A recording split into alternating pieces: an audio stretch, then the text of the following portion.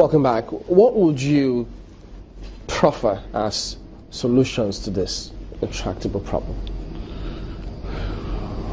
The solution is for government to be sincere. There are serious issues and there are genuine concerns that the people will like government to address. And these concerns have to do with the environment, have to do with the criminal neglect over the years of the area. It is interesting that they talk about the people inflicting wound on themselves, but it might also interest you to note that government is largely responsible for most of the pollution of the environment. A situation where you get criminals trying to siphon oil, and instead of securing these stolen properties, you go ahead and pour them into the environment. That happens all the time. All right, let's get our colleague in, Mark. Let's get a question for you. Mark, where?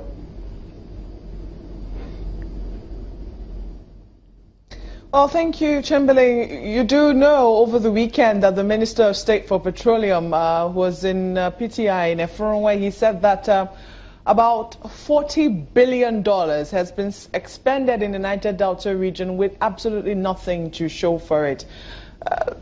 Is this for a lack of commitment on the part of the federal government, or is there some problem at the local levels? Well, a major problem that we have is that government adopts a style of divide and rule. You have a situation where monies don't really get to the communities, where things that ought to be done in the communities are not done, both at the federal and at the state levels, even up to the local government levels. So it is not an issue of, it's not a local matter, it is a matter of governance. The problem we have is that there is a deliberate attempt, attempt not to develop the areas.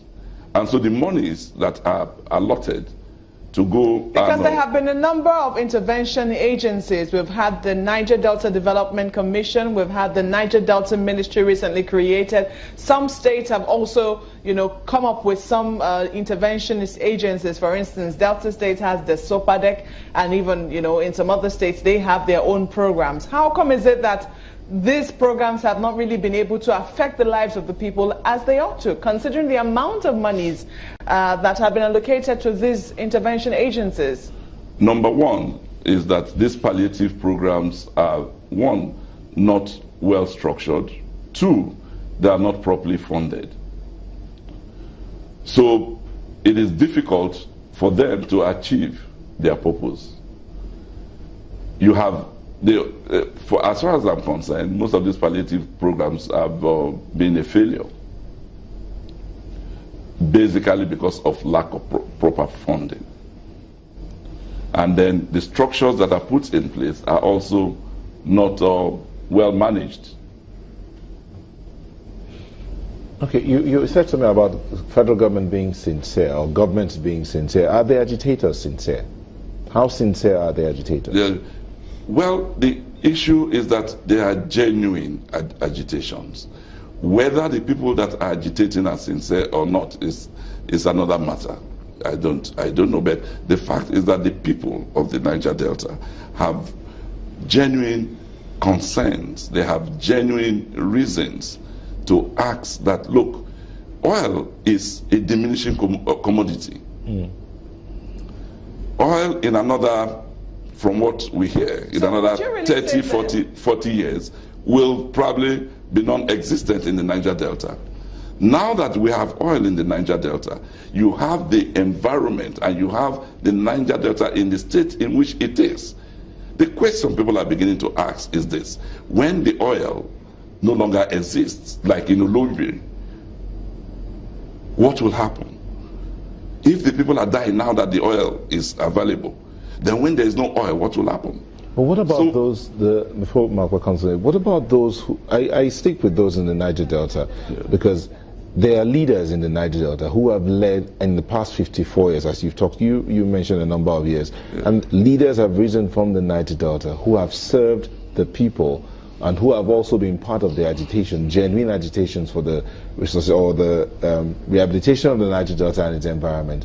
Question is, why are they not seemingly being held responsible? Please mark the word seemingly not being held responsible for their own role in not developing the Niger Delta.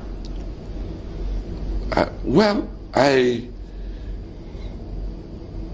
don't think that our own people don't have any part to play. There are some of our people that are also responsible for the situation that is happening in the Niger Delta.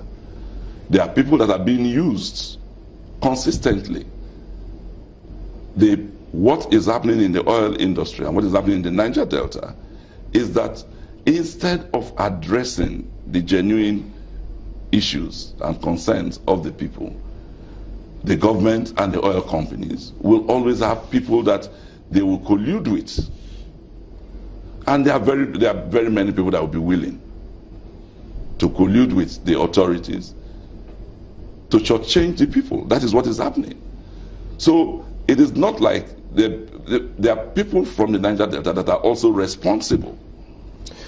That are partly responsible for what is happening. But looking through all of this, I mean, the pipelines are vandalized, there's oil spill in the community, government responds or moves in with the military, sometimes maybe amnesty or not. It's like a cycle. You see this ending? It is a cycle because they have refused to address the genuine issues. The issues are simple. The issues are simple. Address the issue of sustainable development. Address the issues of self-determination. And when I say self-determination, I say it with all sense of responsibility. Because self-determination can be achieved even within the state of Nigeria, that is within the federal structure. I'm not talking about breaking out. So if you address those issues of true fiscal federalism, those are the issues that should be addressed. It bothers me that they are talking about dialogue, and dialogue they might discuss, that is they will look at the symptoms, which is the issue of amnesty and all that you're talking about. They meet these demands, we open the maritime university, or give amnesty to the militants and all that. All right. Without addressing the main issues of the environment, of sustainable development. Even though that has been addressed with that commission that was set up, the cleanup of Ogoni. That is another challenge. Because all right. yes, because we have to anchor at that point, pardon me, but we'll get across to you subsequently and see how we can also focus on this matter again. Efiye Bribena is the Vice President, Ijaw Professionals Association in Lagos. Thank you for coming on this morning. Thank you. We'll be back in a moment. Do join us again.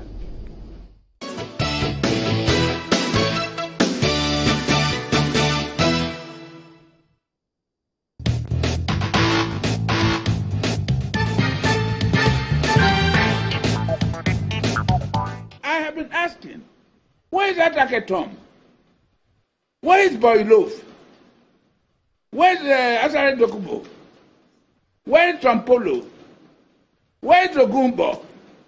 Where is Africa? Who are there for these boys called themselves Niger Delta Avengers? So I'm appealing to them that they should go back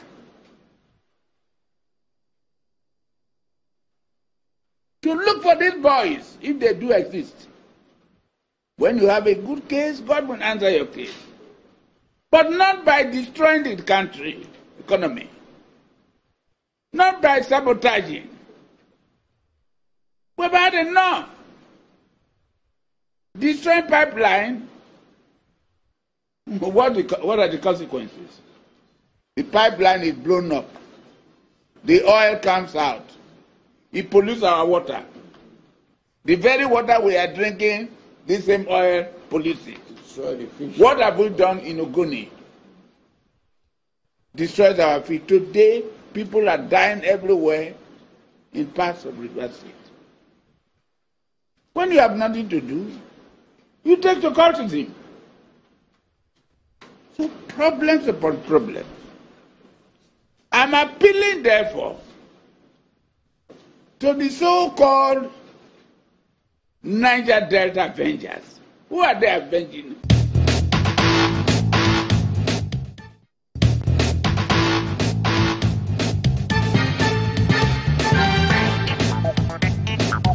If you look at the Constitution, we have 13% derivatives. I think for the first time, and I've been careful, the 13% that is due to the Niger Delta must be well appropriated. Because if you go to that section of Nigeria, it's thoroughly underdeveloped. And I keep telling people, we found oil in Olebiri in 1956, and we started commercial exploitation of oil in 1958. Close to 60 years after, if you go to that region, you feel sorry for them, either by act of omission or commission of those who have administered that environment, or from the center. So what I will advise government to do now is to call peace.